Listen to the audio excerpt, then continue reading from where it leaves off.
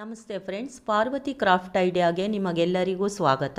ಈ ಹ್ಯಾಂಡ್ ಬ್ಯಾಗ್ನ ನಾನು ರೀಲ್ಸಲ್ಲಿ ಬಿಟ್ಟಿದ್ದೆ, ಅದಕ್ಕೋಸ್ಕರ ವ್ಯೂವರ್ಸು ಈ ಹ್ಯಾಂಡ್ ಬ್ಯಾಗ್ನ ಲಾಂಗ್ ವಿಡಿಯೋ ಮಾಡಿ ಸೇಮ್ ವಿಡಿಯೋ ಬಿಡಿ ಅಂತ ಕೇಳಿಕೊಂಡ್ರು. ಅದಕ್ಕೋಸ್ಕರ ಲಾಂಗ್ ವಿಡಿಯೋ ಬಿಡ್ತಾ ಇದ್ದೇನೆ.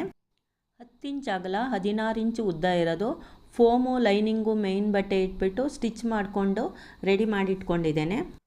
ಯಾವುದಾದ್ರೂ ಒಂದು ಸೈಡು 2 ಇಂಚಿಗೆ ಮಾರ್ಕ್ ಹಾಕ್ಕೊಳ್ಬೇಕು. ಮಾರ್ಕ್ ಹಾಕಿರ್ತೀವಲ್ಲ ಅಲ್ಲಿ ಕಟ್ ಮಾಡ್ಕೊಳ್ಬೇಕು. 10 ಇಂಚು ಉದ್ದ ಇರೋದು 2 ಜಿಪ್ ಬೇಕಾಗುತ್ತೆ. ಮೇನ್ ಬಟ್ಟೆ ಮೇಲೆ ಜಿಪ್ಪನ್ನು ಉಲ್ಟಾ ಇಟ್ಬಿಟ್ಟು ಒಂದು ಸ್ಟಿಚ್ ಹಾಕ್ಕೊಳ್ಬೇಕು. ಸ್ಟಿಚ್ ಹಾಕಿ ಆದಮೇಲೆ ಉಲ್ಟಾ ಇಟ್ಕೊಳ್ಬೇಕು. ಉಲ್ಟಾ ಇಟ್ಕೊಂಡು ಹೊಲಿಗೆನ ಒಳಗಡೆ ಮಾಡಿಬಿಟ್ಟು ಒಂದು ಟಾಪ್ ಸ್ಟಿಚ್ ಹೊಲ್ಕೊಳ್ಬೇಕು. ಟಾಪ್ ಸ್ಟಿಚ್ ಹೊಲ್ದಿ ಆದಮೇಲೆ ಸೀದಾ ಇಟ್ಕೊಳ್ಬೇಕು.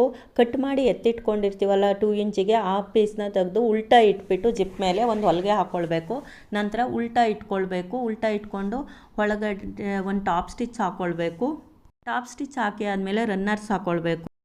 10 ಇಂಚ್ ಅಗಲ 9 ಇಂಚ್ ಉದ್ದ ಇರೋದು ಒಂದು ಲೈನಿಂಗ್ ಬಟ್ಟೆ ಮೇಲೆ ಮೇನ್ ಜಿಪ್ಪಿಟ್ಟಿರೋ ಪೀಸ್ನ ಇಟ್ಬಿಟ್ಟು ಜಿಪ್ಪಿಟ್ಟಿರೋ ಕಡೆಯಿಂದ 4 ಕಡೆ ಸುತ್ತ ಹೊಲಿಗೆ ಹಾಕ್ಕೊಳ್ಬೇಕು. ಈ ರೀತಿಯಾಗಿ ಲೈನಿಂಗ್ ಪೀಸ್ನ ಅಟ್ಯಾಚ್ ಮಾಡ್ಕೊಳ್ಬೇಕು.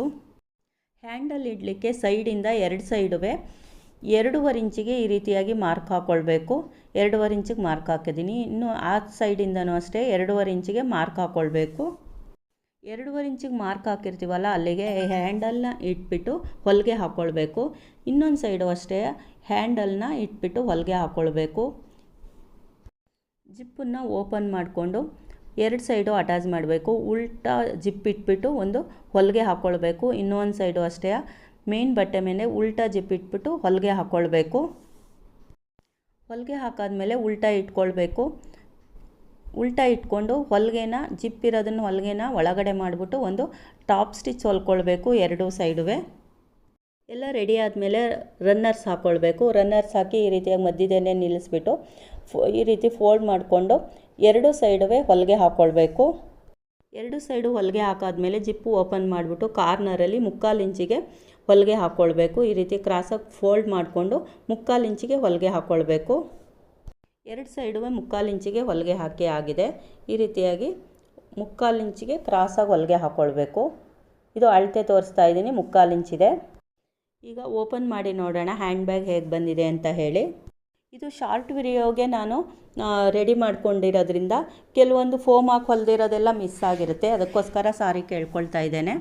ಈ ರೀತಿಯಾಗಿ ತುಂಬಾ ಈಸಿಯಾಗಿ ಹ್ಯಾಂಡ್ ಬ್ಯಾಗ್ನ ನಾವು ತಯಾರಿಸ್ಕೊಳ್ಬೋದು. ತುಂಬ ಚಿಕ್ಕ ಬಟ್ಟೆಯಿಂದ ನಾವು ಎಷ್ಟು ಚೆನ್ನಾಗಿರೋ ಹ್ಯಾಂಡ್ ಬ್ಯಾಗ್ನ ತಯಾರಿಸ್ಕೊಳ್ಬೋದು ಅಂತ ಹೇಳಿ ತೋರಿಸ್ಕೊಟ್ಟಿದ್ದೇನೆ. ನನ್ನ ವಿಡಿಯೋ ನೋಡುತ್ತಿರುವ ಎಲ್ಲರಿಗೂ ಧನ್ಯವಾದಗಳು. ನಿಮ್ಮ ಸಪೋರ್ಟ್ ಯಾವಾಗಲೂ ಹೀಗೆ ಇರಲಿ ಎಂದು ಕೇಳ್ಕೊಳ್ತೇನೆ. Thank you.